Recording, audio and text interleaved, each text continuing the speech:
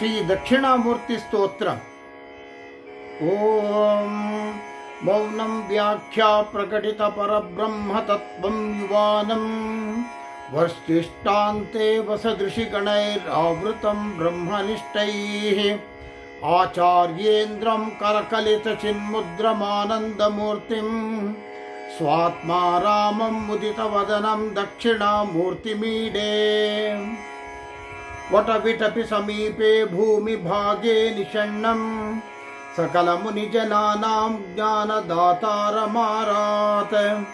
त्रिभुवनगुरुमीशं दक्षिणामूर्तिदेवं जननमरणदुःखच्छेददक्षं नमामि।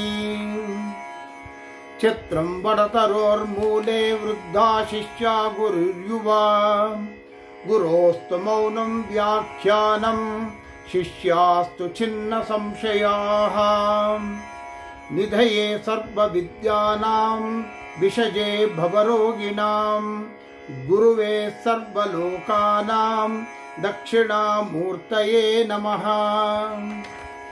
ओं नमः प्रणवार्थाय शुद्धज्ञानैकमूर्तये निर्मलाय प्रशान्ताय दक्षिणामूर्तये नमः। चिद्घनाय महेशाय वटमूलनिवासिने सच्चिदानन्दरूपाय दक्षिणामूर्तये नमः।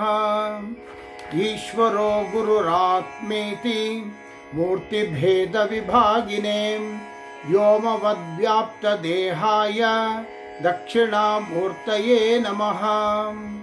अंगुष्ठतर्जनीयोग मुद्रा व्याजेन योगिनां श्रुत्यर्थं ब्रह्मजीवैक्यं दर्शयन् योगता शिवः।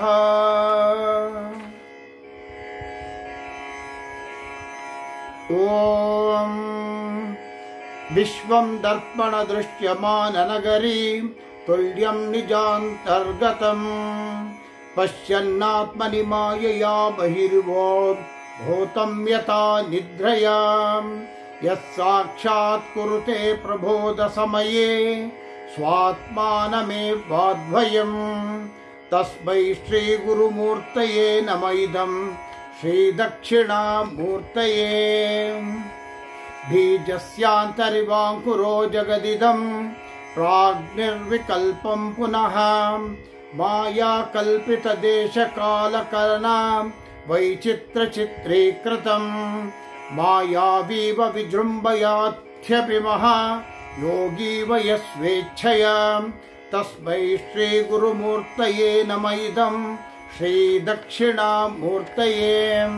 यस्यैव स्फुरणं सदात्मकमसत् कल्पार्थकं भासते साक्षात् तत्त्वमसीति वेदवचसा यो बोधयत्याश्रितान् यत्साक्षात्करणात् भवेन्न पुनरावृत्तिर्भवाम्भोनिधौ तस्मै श्रीगुरुमूर्तये नमः। इदं श्रीदक्षिणामूर्तये।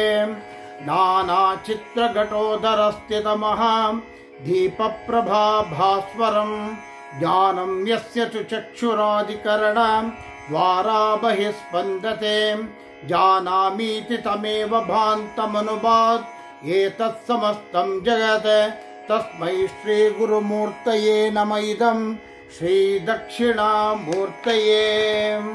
देहं प्राणमपीन्द्रियाणपि चलां बुद्धिं च शून्यं विदुः स्त्रीबालान्दजडोपमास्त्वहमिति भ्रान्तामृशं वादिनः मायाशक्तिविलासकल्पितमः व्यामोहसंहारिणे तस्मै श्रीगुरुमूर्तये नमः। इदं श्रीदक्षिणामूर्तये।